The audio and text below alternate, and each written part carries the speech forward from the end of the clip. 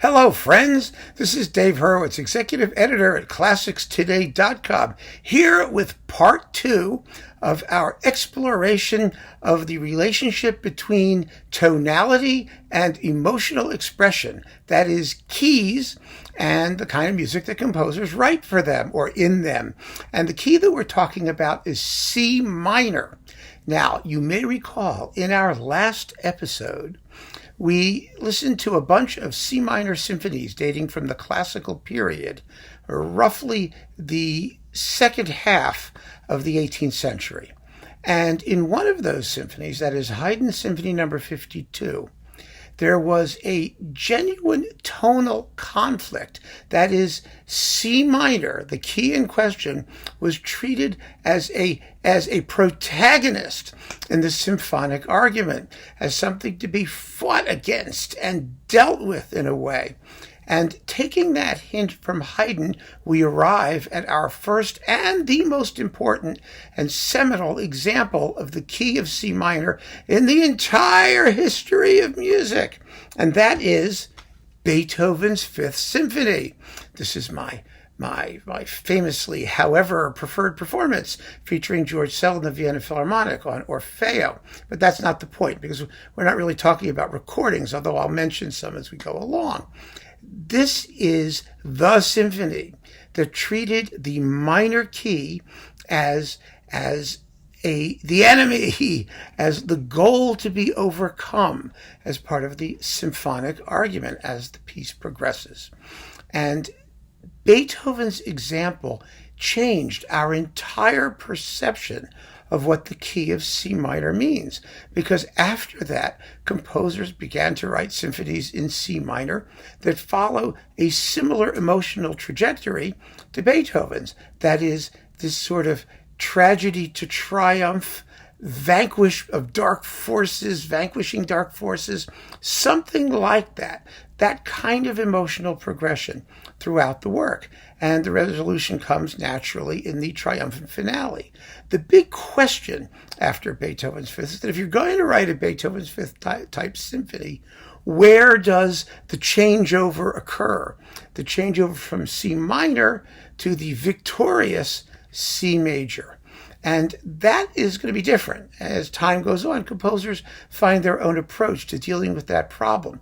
But the basic concept, C minor as a key of struggle, of turbulence, and as an object that needs to be overcome so that there could be a glorious blaze of light in the key of C major at the end of the symphony in a triumphant conclusion, whether it's the entire finale or just the coda, just the end. It depends on the composer. But Beethoven's Fifth set the standard.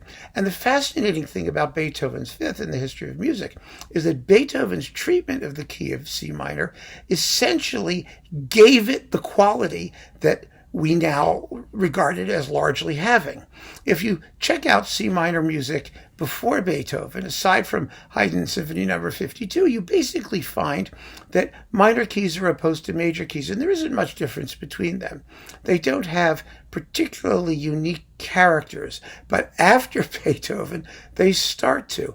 Not perhaps because there's any emotional quality inherent in the key of C minor, but rather because the kind of expression that Beethoven gave when writing in that key encouraged other composers to do something similar. And so there you have it. Now, there may be something inherent to C minor that we're going to talk about a little bit later. But right now, what I want to talk about is sequels to Beethoven's Fifth. And essentially, from that point on, from 1808, which is basically the year of Beethoven's Fifth, from that year on, there were two coexisting ways to handle the key of C minor, at least symphonically, and sometimes in concertos and other pieces too, chamber music and whatnot. Those ways were, like Beethoven, that is, follow a dramatic progression from minor key angst and tragic expression to glorious, heroic, triumphant pageantry. That was one way to do it.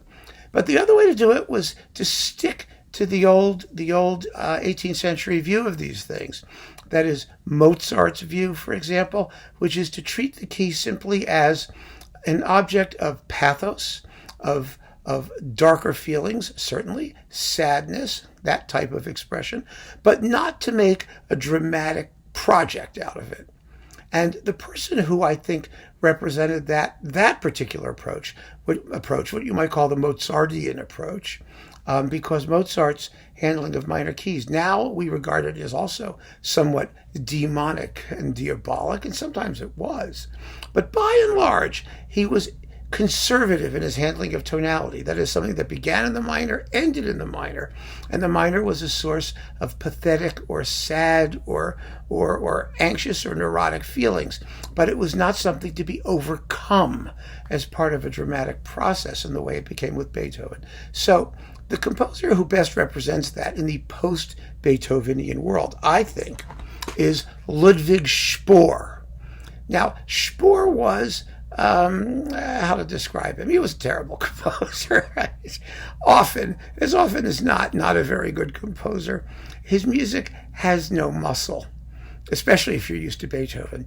And Spohr promoted Beethoven ceaselessly while not liking his music at all. He thought it was basically vulgar and crude, and he did not understand, truly did not understand the conception of the idea of seeing a work whole and seeing, the last bit that you don't like is the logical outcome of the first bit that maybe you do. He just didn't get it. It's really very interesting because if you read his commentary on Beethoven's Fifth, you'll see that very clearly. In fact, I will read you his commentary on Beethoven's Fifth. I have it, and it's quite something. Wait 1 second, and I'm going to get it for you. Okay, I'm back. Here is Ludwig Spohr discussing Beethoven's Fifth Symphony. I cite this in my book, my recent book on Beethoven's orchestral music, which I recommend and shamelessly plug. But listen to what he has to say about Beethoven's Fifth. It's quite extraordinary to modern ears. Here we go. Let me find it. There we go. Though with many individual beauties, yet it does not constitute a classical whole. For instance, the introductory theme of the very first passage is wanting in that dignity which, according to my feeling, the commencement of a symphony should of a necessity possess. Setting this aside, the short and easily comprehended theme certainly permits of being carried out very thematically, and is combined also by the composer with the other principal ideas of the first subject in an ingenious and effective manner. The adagio in A-flat is in part very fine, yet the same passages and modulations repeat themselves much too frequently, and although always with richer ornamentation, become in the end wearisome. The scherzo is highly original and of real romantic coloring, but the trio with the noisy running bass is, to my taste, much too rough. The concluding passage, with its unmeaning noise, is the least satisfactory. Nevertheless, the return to the scherzo with this part is so happy an idea that the composer may be envied for it. Its effect is most captivating, but what a pity that this impression is so soon obliterated by the returning noise. So that is Louis Spohr, Ludwig or Louis Spohr, on Beethoven's Fifth Symphony. And Spohr's own Fifth Symphony is in C minor, and we would be quite reasonable if we think of it as his response to that unmeaning noise that he found in the finale of Beethoven's Fifth. So I'm going to give you a little taste of the finale of Spohr's Fifth in C minor, so you can hear exactly what he had in mind by how to do C minor correctly. And Spohr's model was Mozart. Not that Spohr was as good as Mozart. As a symphonist, Spohr wasn't really as good as just about anybody else. But that's not the point. I know some of you will say you like them, and they're very pretty symphonies. They have lovely themes, lovely orchestration. They're quite pleasant to listen to. But they have not survived, and there's a good reason for that. And you might hear it when you listen to the opening of the finale of his Fifth Symphony. This is on CPO with the NDR Radio Philharmonia under Howard Griffiths. Pardon me, Mr. Griffiths. Here you go.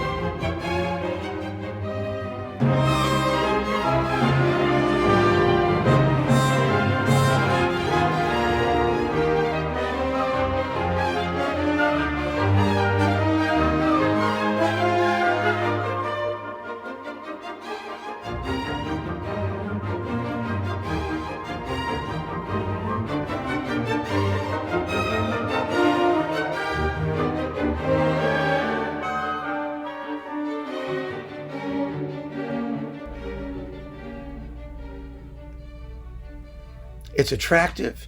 It has its sense of minor key pathos, a certain amount of tension, but it's not sustained. Trust me when I tell you. Is it happy? Is it sad? Where is it going? What's it doing? Doesn't much matter. And that was Spohr's way of writing symphonies. But the point is that C minor, the key of C minor in Spohr, is nothing more than a pathetic coloration. That's all it is. It has no greater meaning. And Spohr, as you can hear from that quotation about Beethoven's Fifth, was in no position to understand the interrelatedness of what Beethoven was doing. It's fascinating that he doesn't consider the symphony a classical whole. And in a way, it wasn't in Spohr's meaning of the term. Spohr's meaning of the term simply meant that you go back to the key at the end, the short at the beginning, because that's what you do. And then you end happily because that's what you do. Beethoven was on a totally different wavelength when it came to that sort of stuff, in making the music evolve by itself along its own inevitable path. Enough about Spohr.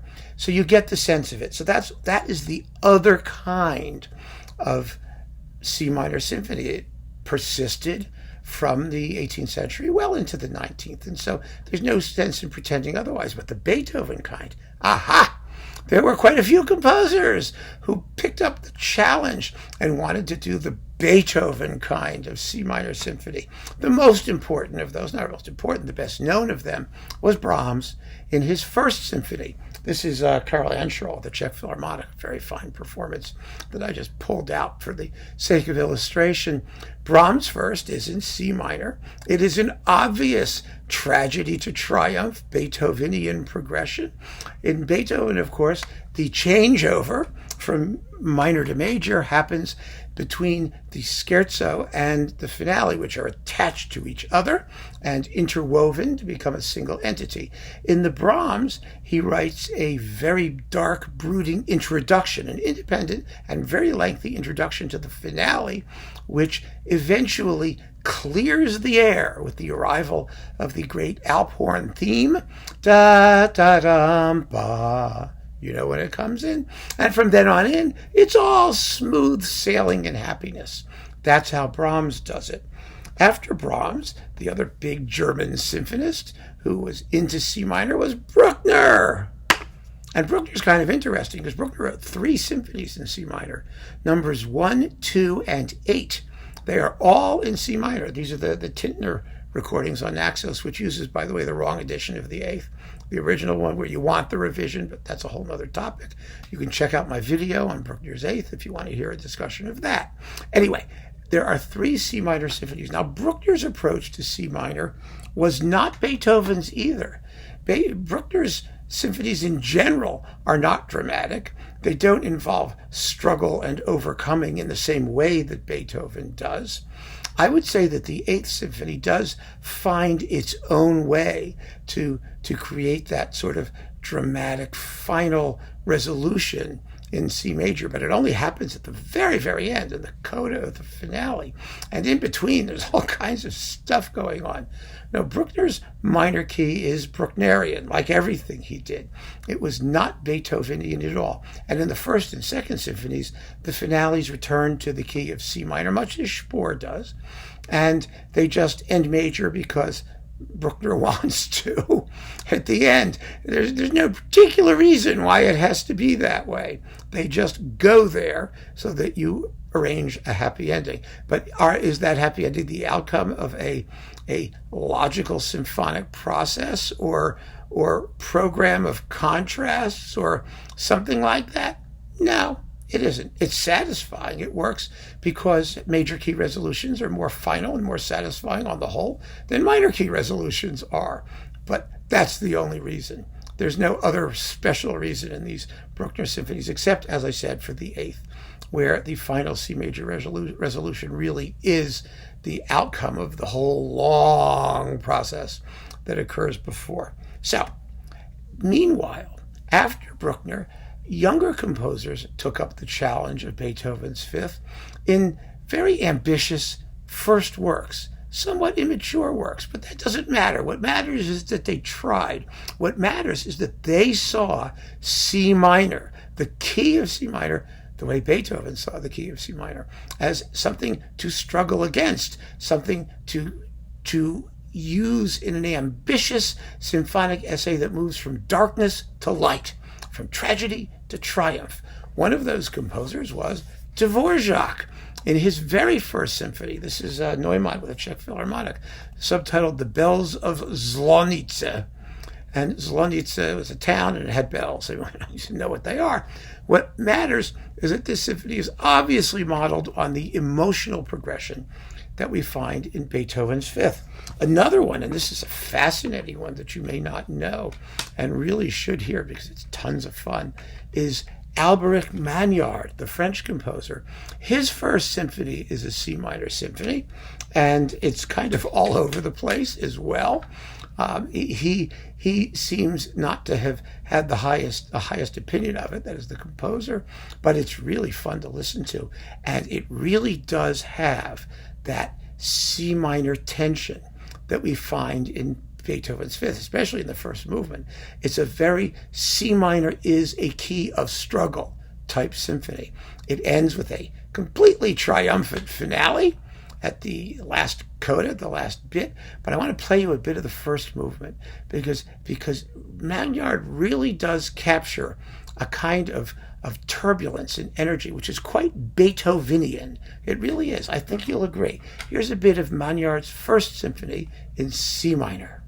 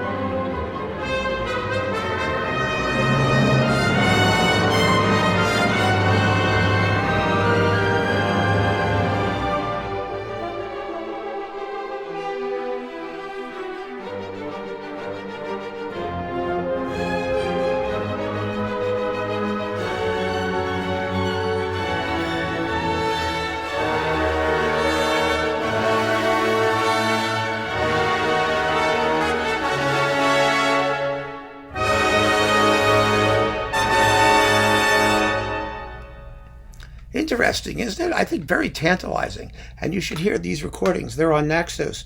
That's the Philharmonisches Orchestra Freiburg under Fabrice Bolland. They're good performances. Not my favorite ones, but they're very good performances, well recorded, and the music is really worth getting to know. So Magnard's first symphony is, again, one of those ambitious youngster C minor symphonies. And, you know, it's better for them to try and not entirely succeed than it is not to try at all. I mean, really, because there's so many sparks flying in these pieces, in the Dvorak and the Magnard. So those are fun to listen to. Another C minor symphony that's very much in the vein of Beethoven's Fifth and staying in France, and you might not think of this one.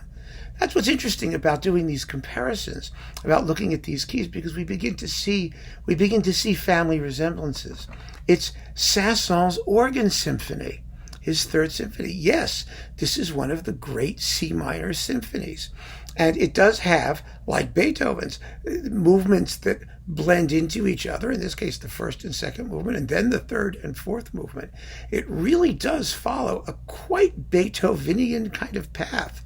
And the finale, when the organ comes crashing in a triumphant C major, really does do a Beethoven. It really does. I mean, nobody will give it credit for doing it, but it does. And it's really wonderful, I think, to consider it in that vein. Now, Sasson knew his Beethoven very, very well. He was a composer in the classical style. That was his model was Beethoven. His chamber music, his model was definitely Beethoven.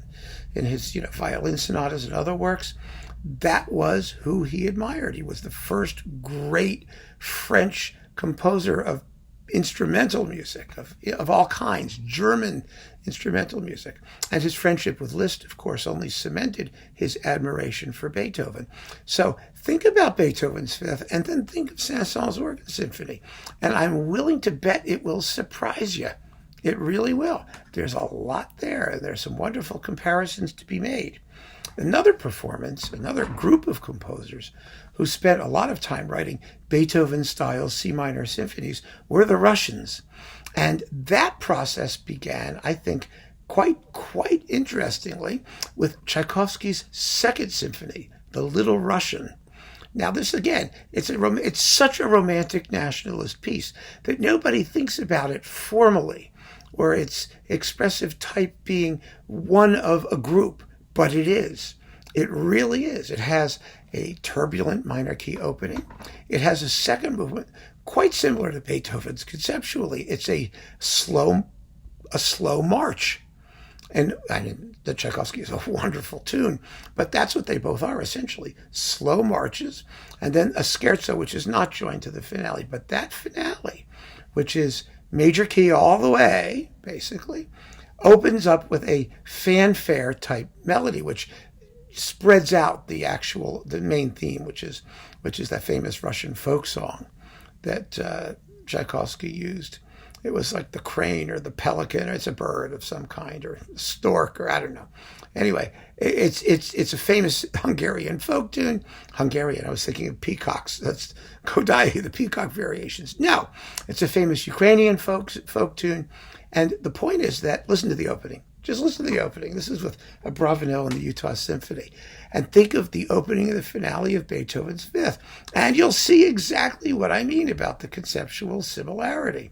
It's the changeover from minor, which is where the scherzo resolutely ends, and the finale, which is completely sunny and triumphant.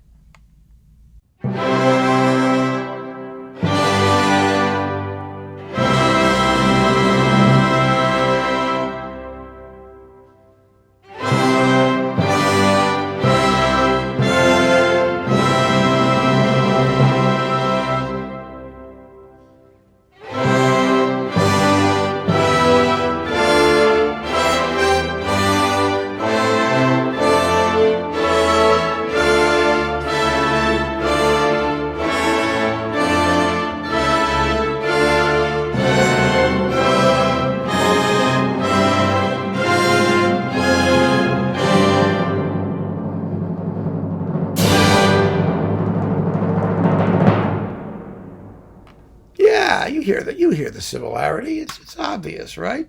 So after Tchaikovsky did his Second Symphony in C minor, there is, and we just talked about these, Glazunov Symphony Number 6.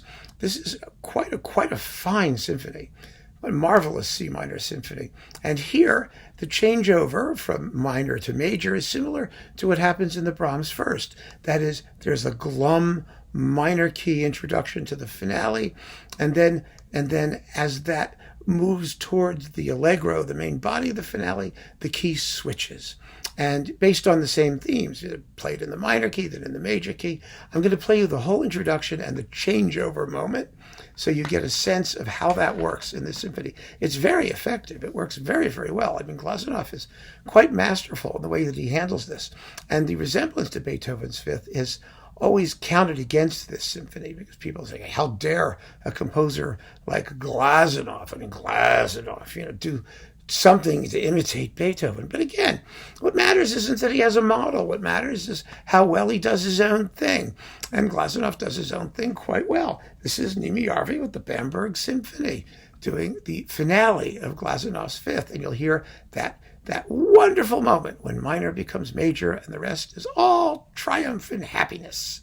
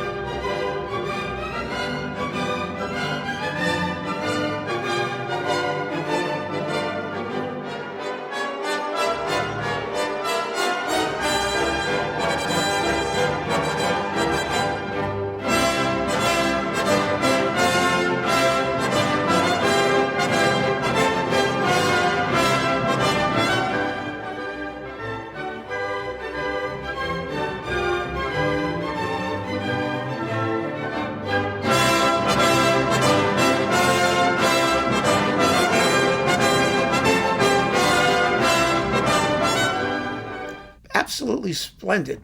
And again, the Beethovenian model is quite apparent in this symphony. The second movement is a theme and variations, as it is in Beethoven's Fifth, which is also a march, which is what Tchaikovsky did, of course. But yes, you have an opening turbulent C minor movement, then a theme and variations, as Beethoven wrote, then a short intermezzo like scherzo, which is really what Beethoven's is too. And then you get on to the finale, although the emotional weight is distributed differently. So Glazunov's Sixth is fun to do. Another Russian who did a major C minor symphony, a major minor symphony, you know what I mean, a major symphony in C minor, was Taneyev, his Fourth Symphony. This is one of the great unknown Russian symphonies. It's like everything Taneyev wrote. It's fantastically well put together, incredibly logical in structure, not as tuneful as Russian symphonies sometimes are, and people sort of expect them to be. And so it hasn't gotten the attention that it always deserves. This is the Philharmonia with Nimi Yarvey on Chandos. But it's a beautiful piece of writing, and it is clearly a Beethoven Fifth style symphony. Without any question at all. Now, of course, the Beethoven Fifth style symphony is not limited to symphonies in C minor. There are many, many, many that do similarly. I mean, Tchaikovsky's Fourth is a fate symphony. You know, you can write fate symphonies with motto themes that symbolize fate. Tchaikovsky's Fifth they're all based, in a sense, on Beethoven's Fifth, on that conquering of fate concept, the programmatic concept, not carried out in the same tonal approach. So, you know, we can't limit the influence of Beethoven's Fifth to C minor. We're just looking at the influence of Beethoven's Fifth on other C minor works at this point. But my God, I mean, Beethoven's Fifth was a model for a billion works in every conceivable key that anybody could write them in. And so let's not confuse the issue by eliminating that possibility. I'm just talking about C minor pieces. Now, the idea later on in the 19th century of C minor being treated exclusively in the Beethoven manner, you know, the other kind of C minor was sort of out there. It was always out there creeping around. One of those examples is Scriabin, of sort of the other way of handling C minor. His Second Symphony is a C minor symphony. It does end triumphantly, but Scriabin's style was already so chromatic and so not based on contemporary, you know, or early classical notions of how to handle tonal relationships that it almost doesn't matter. His Third Symphony, the Divine Poem, is also technically a C minor symphony. But you don't really notice that, and it doesn't really matter, and you don't think of it in any kind of a Beethovenian sense. You can with the Second Symphony still.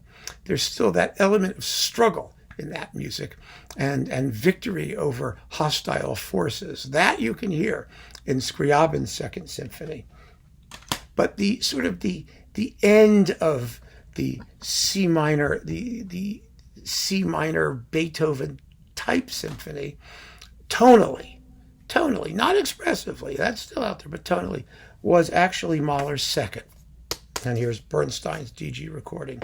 Oh, this was Ashkenazy's recording on Decca, which I had sitting right over here. Yeah, right up there. Okay.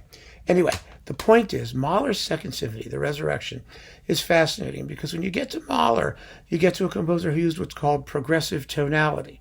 In other words, most of these C minor symphonies, they begin in the key of C minor and they're going to end in the key of C major, happily, in a blaze of triumph, in the major version of the same key. Mahler does not. Mahler's tonality is goal-directed. So his C minor symphony, the second, which is his fabulously Beethovenian C minor opening exordium, it really is, it ends in the key of E flat major. Now, E flat major is very interesting because it's what they call the relative major of C minor. And I'll tell you what that means because it actually may explain something about why C minor seems to be such a popular key, and such a popular key for music expressive of heroic struggling and overcoming and that kind of stuff. And the reason is because a relative key is a key that uses the same scale, the same notes as another key, but one is major and one is minor. And I'm going to show you what I mean. I know that sounds confusing, but I can take out my keyboard thingy here and show you very, very easily how it works and explain why it works. Keys, as you know, let's just say, are related to each other. They're related to each other by how many notes their scales have in common with each other.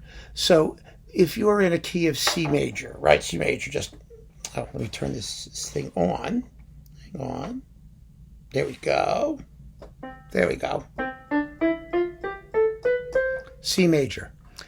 The key closest to C major in the major is G, this one.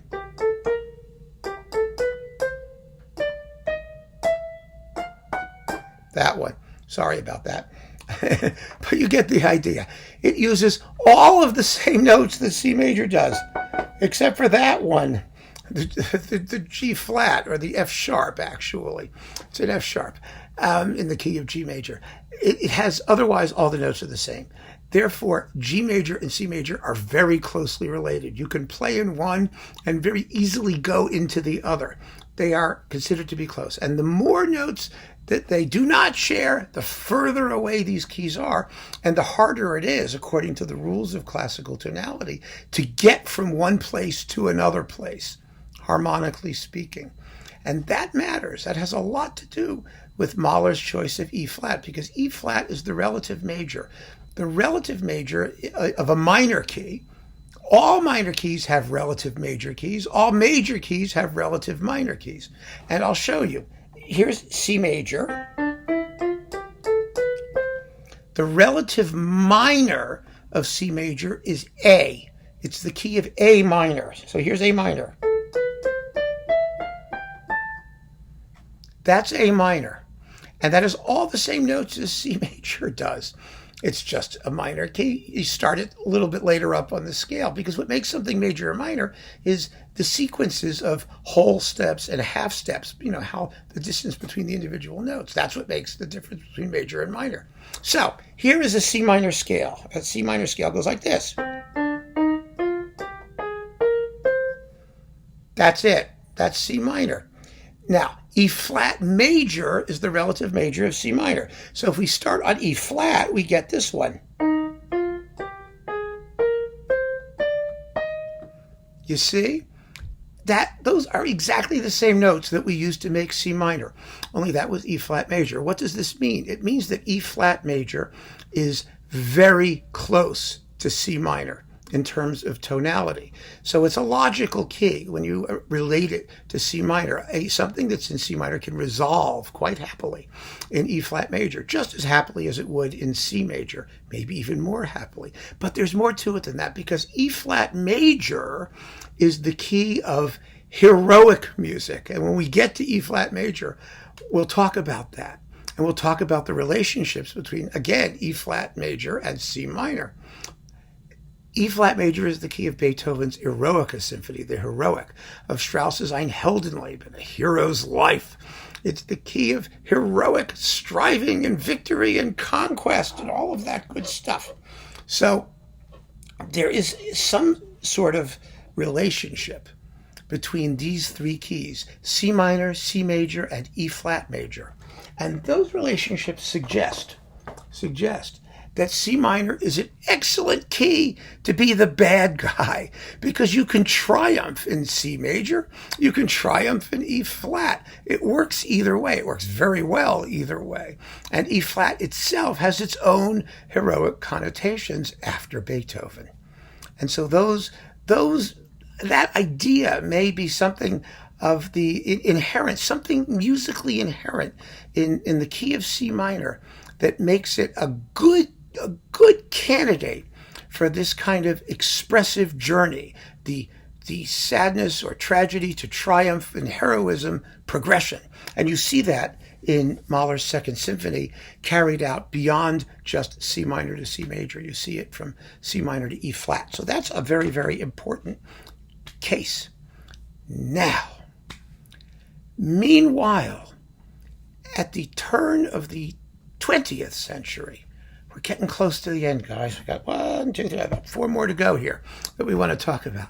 There were 2 symphonies that showed a very different emotional approach to C minor. We're still talking about the Beethovenian notion of tragedy to triumph, but not triumph, tragedy to C major, but C major that is not triumphant, a C major that's exhausted, that's peaceful and tranquil, but barely making it over the finish line. One of those is the Azrael Symphony of Joseph Suk, which is in C minor. It's fabulous.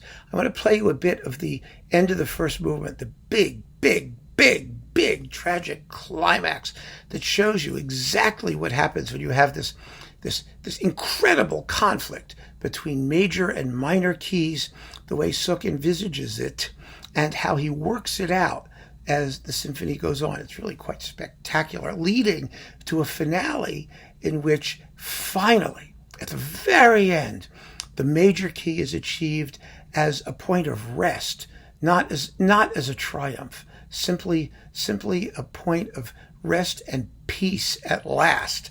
It's a very, very different emotional experience than something like Beethoven's Fifth. But here is that incredible climax in the first movement that sets up all of the different expressive states that follow. Here you go. This is Václav Neumann and the Czech Philharmonic on Supraphon.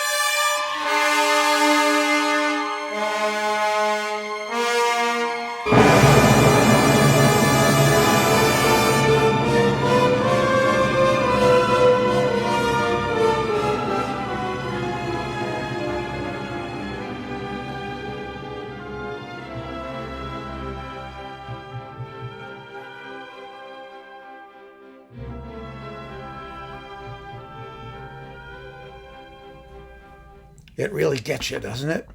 That is one powerful, powerful statement. And it's on its way to a very different emotional trajectory. And there is another symphony in C minor that does something very, very similar. And it's interesting to compare the two because they're both in 5 movements, although those movements are a little bit different from one another in the way that in tempo and expression. But the concept, the 5-movement symphony with the C major, which is a hard-won, exhausting, not victory, just peaceful resolution, quiet, calm resolution. Shostakovich's 8th, and this is Vasily Petrenko with the Royal Liverpool Philharmonic on Naxos. This is also a C minor symphony that does exactly what the Suk Azrael Symphony does. It finds its way home at the last minute and goes to sleep effectively. Totally different from Beethoven, a much more modern take on Beethoven in its resignation and its sense of exhaustion and the weight of sadness and suffering that can't be forgotten. It can only be basically ignored. It's fantastic. These 2 symphonies are marvelous. And there are 2 other C minor symphonies that I think are fascinating because they're totally outside Beethoven's model, and they're also totally outside the 18th century model of, C minor is just something sort of pathetic and sad and gentle, and the Spore Mozart model. No. We're in a completely different world, and they are another Shostakovich symphony, his fourth, his modernist fourth, where the end is as spooky and creepy and C minorish as anything you've ever heard. This is a fabulous celebration of the modern view of C minor. It opens in quite the Beethovenian mold, full of stridency and defiance and march-like menace, but it does not triumph at the end. It tries to, but it ends back where it started, in darkness, in Stygian blackness, whatever you want to call it, a dark, creepy ending. And I'm going to close with another C minor symphony that does something quite similar, only not softly, but loudly, and with a scream, Prokofiev's Third, which is based on music from his opera, The Fiery Angel, about demonic possession in a convent. Oh, it's just so much fun.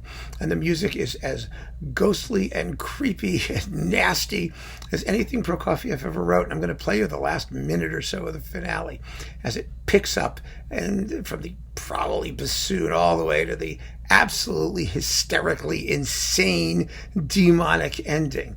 And I think there's something to be said for a remainder of some essence of the key of C minor. Its ferocity, its tension, its sense of turbulence and turmoil.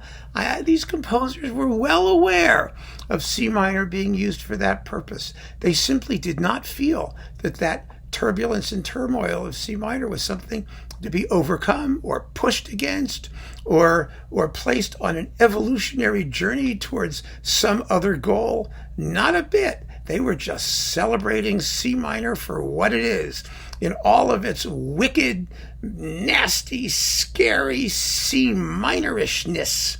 So here is the end of Prokofiev's Third Symphony with Naxos, with Theodore Kuchar and the National Symphony Orchestra of Ukraine. This is really hot stuff. Here you go. Enjoy C minor for what it is.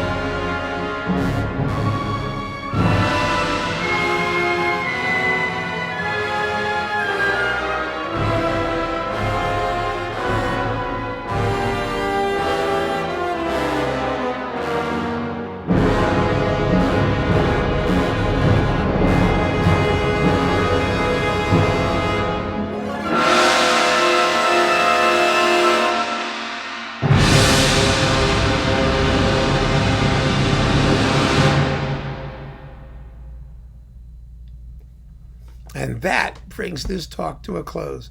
A celebration of C minor for itself. fascinating, I think, how the changing view of the key of C minor was influenced by really a single work, Beethoven's Fifth, and then how its expression in later music began to spread out into different channels. I hope you found this talk interesting. It's made some connections where maybe you hadn't thought that they existed, and suggested that you turn your ears to some new works that you might not have heard before, and think about some of the ways in which composers approached the history of music as they knew it when they started composing, and their own place in that history, and how to approach the historical burden of writing a symphony in the same key as Beethoven's Fifth. So keep on listening, folks. Thank you for joining me. Take care.